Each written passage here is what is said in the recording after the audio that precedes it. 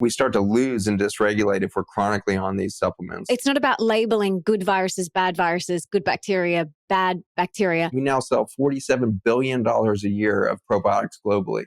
This is the insanity of our effort to try to mimic or somehow micromanage the nature within us and without us.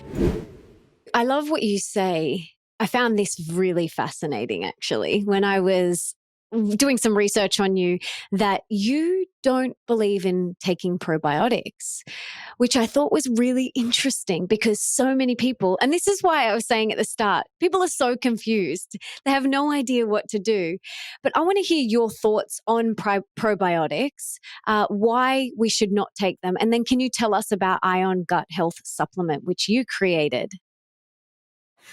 Yeah, so probiotics are just a perfect example of what we were talking about before, where we try to do these micromanagement approaches to solve for big complex problems. Vitamin D could be another example. Vitamin D from the sunshine, as it hits the skin, does an extraordinary array of endocrine changes, adapts our endocrine system, makes us more insulin sensitive, and yes, increases the steroid hormone power that we have within us through the vitamin D molecule and all this. But then when we dumb that down to just vitamin D3 and we take 5,000 units or 10,000 units and we then downregulate vitamin D receptors through our kidneys and liver and skin systems, we start to lose and dysregulate if we're chronically on these supplements.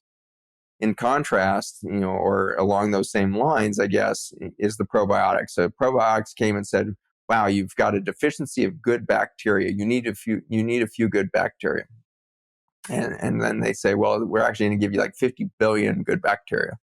And then, of course, what they mean by that is they're going to give you 50 billion copies of the same bacteria.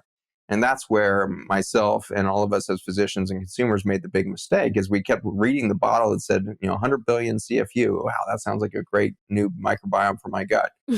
Not putting together that the 3 species of bacteria in there, or the 7 species, or now some are bragging 24 species, pales in comparison to the 30,000 species that an ideal gut may have, or the 5 million species of fungi that are starting to be realized to be on the planet around us, or the protozoa and the parasites, 300,000, 500,000 species. Like just the sheer amount of biodiversity that's supposed to be in a soil ecosystem, and therefore ultimately in some form or fashion in a gut ecosystem, will only be suppressed if you're taking billions of copies of 3 species. You can take a look at the farming and agricultural system yet again to see the same effect. And so in the 1970s, we started to really amp up factory farming scale. And we went from the average family farm being maybe 300 acres to suddenly 3,000 acres. And now in many districts, 10,000, 30,000 acres. Massive mega farms that have eliminated all of the biodiversity of their paycheck, first of all, instead of having cows and chickens and some pigs on the farm, and then some huge farm to garden vegetable, or farm to market garden, and then 5 or 10 species of staple crops, then some hay and cover crops. Instead of doing all that, we dumbed it down to just 3 species, and we eliminated all that biodiversity for corn, soybean, alfalfa, wheat. And so by doing so, we destroyed the ecosystem of some 97% of the agricultural land on Earth now. And we've done that in such a short period of time. At the exact same time that we launched that effort, we launched this probiotic industry out of the 1970s saying, oh, we found a few good bacteria. The downside of that is, of course, you're planting 3 species across the whole terrain and crowding out the biodiversity effect. But just as fundamentally flawed in some ways is the idea that there's good and bad bacteria. We no longer can consider there to be bad bacteria or bad viruses. There's only viruses and there's only bacteria. And they find their goodness in the ecosystem biodiversity. There is no ethic in a bacteria. A bacteria or a fungi or a virus has no ethos. It has a high level of integrity for beauty. Yeah. So I was just going to say something. So it's not about labeling good viruses, good bacteria, bad bacteria.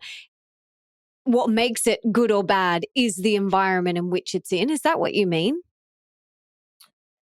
Yeah, that's exactly right. And so what we see is that, as you start to see biodiversity come in, that there's a niche within that ecosystem for every bacteria. some examples of this would be something like Pseudomonas. Pseudomonas is one of the most feared bacteria in a bone marrow transplant unit or hospital ICU.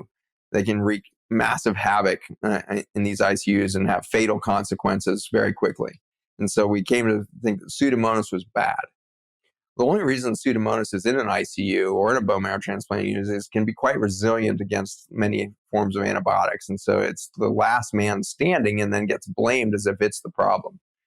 When in fact, if you look at a complex ecosystem of soil and the rest, Pseudomonas has a critical role in something interesting, which is detoxing radioactive material that's present in normal geologic systems, soil systems, and the like. And in fact, we can use those Pseudomonas to clean up nuclear waste. We can use it to clean up, nuclear waste sites that have, been devastating the ecosystem. Pseudomonas can move in there and accelerate that cleanup process. And so it would be ridiculous to call Pseudomonas bad when it has a very critical and unique niche within the survival of a planet. We keep blaming the weed that crops up in the middle of the farm, not realizing that the reason the weed is there is because it's the only species present right now that can give the soil back what it needs right now. If you let that weed grow up and do its work and then surround the whole system by opportunity for biodiversity, the next year that weed won't be there. And we see this over and over again. Farmers who have been battling weeds for 10, 15, 30 years, and their neighbors are all battling these invasive weeds. This one farmer in the middle of this wasteland of multi-drug resistant, Roundup resistant, weeds suddenly goes into a biodynamic, biologic relationship with its soil. And that farmer is now only caring about the carbon cycling and nutrient density and oxygenation and water holding capacity of its soils. Suddenly within a year, it's almost as if you put up this invisible fence around their farm. There are no weeds. We have farmers that send in, you could see on my Instagram recently, of a farmer in Kentucky who, for the first time, for the very first season, decided to go into a regenerative organic practice and planted a cover crop. And he's literally driving through acres of alfalfa that's grown up through his cover crop. And now he's overseeding his next crop as he harvests the alfalfa. And he's blowing his mind that for as far as he can see, there is not a single weed. It's all the intentional biodiversity that he's created. And yet, if you look across the fence line at his farmer's land, the same invasive, quote unquote, bad weeds are there. When the soil healed, there was no more role for that weed to do its extraordinary effort towards biodiversity. It's the same thing in a body. It turns out when you see a yeast infection after an antibiotic exposure, that yeast infection is not your problem.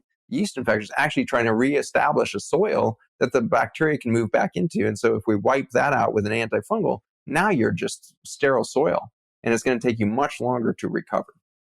A great study on probiotics was demonstrated in 2018, showing in mice and humans that if you took a probiotic after 2 weeks of antibiotic, there was an effort towards recovery immediately. And so in the placebo group, you could see the almost immediate and rapid climb in bacterial diversity and number start up within 24, 48 hours after stopping the antibiotic.